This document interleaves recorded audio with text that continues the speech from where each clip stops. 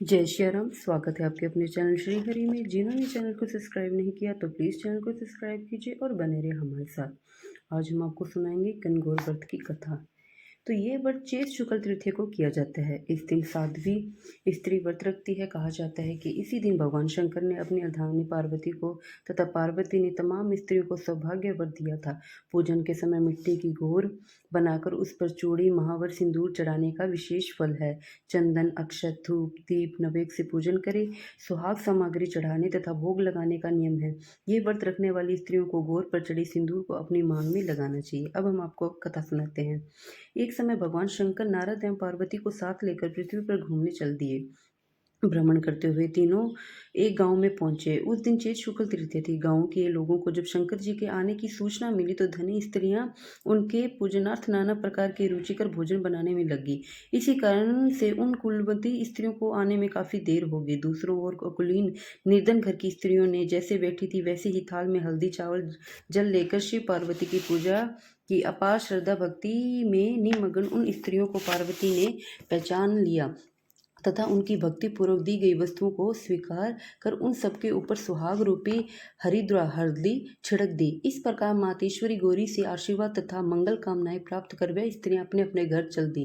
तत्पश्चात कुलवंती स्त्रियां 16 श्रृंगार 56 प्रकार के व्यंजनों सोने के थाल में सजाकर लाई। तब भगवान शंकर ने शंका व्यक्त करते हुए कहा कि पार्वती जी, तुमने तमाम सुहाग प्रसाद तो साधारण स्त्रियों में बांट दिया, अब इन सबको क्या दोगी? पार्वती जी ने कहा कि आप उनकी बात छोड़ दें। उन्हें ऊपरी पदार्थ से निर्मित रस दिया है, इसीलिए उनका सुहाग धोती से रहेगा। परंतु इन स्त्रियों को मैं अपनी उंगली चीर कर रक्त सुहाग रस दूंगी, जो मेरे समान ही सौभाग्यशाली बन जाएगी। तथा अस्तु जब कुलीन स्त्रियां शिव पार्वती का पूजन कर चुकी तो देव पार्वती ने अपनी उंगली चीरकर उस रक्त को उनके ऊपर छिड़क दिया और कहा कि तुम सब वस्त्र धारणों का परित्याग कर मोह माया से रहित हो तथा तन मन धन से पति सेवा करना। तुम्हें अखंड सौभाग्य की प्राप्ति होगी।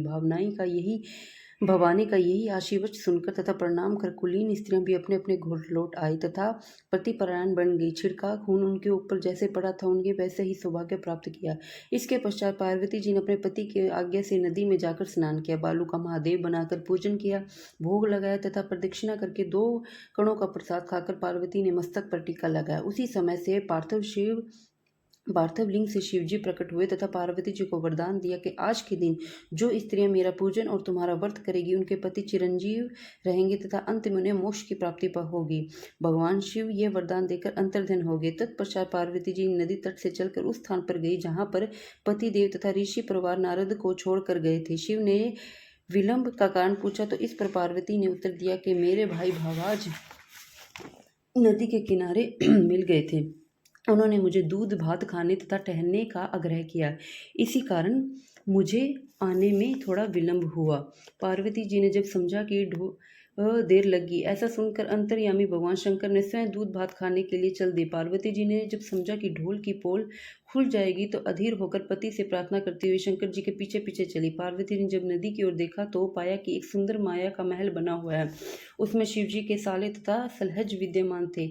ये लोग जब वहां पहुंचे तो उन लोगों ने आगमन तथा स्वागत सत्कार किया। 2 दिन तक तीन ने उनका आतिथ्य ग्रहण किया। तीसरे दिन सुबह पार्वती के द्वार किए हुए चलने के आग्रह को ठुकरा दिया। इससे देवी काफी कुपित हुई तथा अकेली ही चल पड़ी। मजबूर होकर महादेव को उनका अनुसरण करना पड़ा। नारद भी साथ में थे।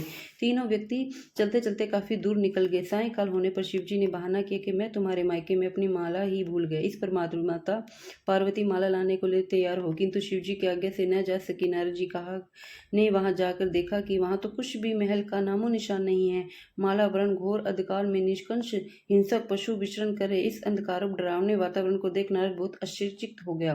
तत्क्षण अचानक बिजली के चमकने से वृक्ष पर टंगी माला दिखाई दी। इसे लेकर महामुनि भयातुर अवस्था में शीघ्र ही शिव के पास गए और अपनी विपत्ति का अध्योपन वर्णन कह सुनाई। यह प्रसंग सुनकर हंसते हुए शिव ने नारद से उनका आदि मूल कारण बताया। हे मुनि, आपने जो कुछ भी दृश्य देखा वह पार्वती की अनोखी माया का प्रतिफल है। वह अपने पार्थिव पूजन की बात को आपसे गुप्त रखना चाहती थी, इसीलिए उन्होंने झूठ बहाना बनाया था। फिर उस अतुल्य को सत्य करने के लिए उन्होंने अपने पतिव्रत धर्म की शक्ति से झूठे महल की रचना की। इसीलिए सच्चाई को भरने के लिए ही मैंने माला लाने के लिए तुम्हारे दोबारा उसी स्थान पर भेजा था। ऐसे जानकर महर्षि नारद ने माता पार्वती के प्रतिवर्त प्रभाव से उत्पन्न घटना की मुक्ति कंठ से प्रशंसा की। जहाँ तक उनके द्वारा पूजन की बात को छुपाने का सवाल से वह भी समाचिन ही जान पड़ते हैं, क्योंकि पूजा छिपकर ही करनी चाहिए। मेरा ये आशीर्वाद है कि जो स्त्रियाँ इस दिन गुप्त रूप से पति का पूजन कार्य संपादित करेगी, उनकी कृपा से समस्त मनोकामनाओं की पूर्ति होगी तथा उनके पति भी चिरंजीवी होंगे। चूंकि पार्वती जी ने व्रत को छिपाकर किया था, उसी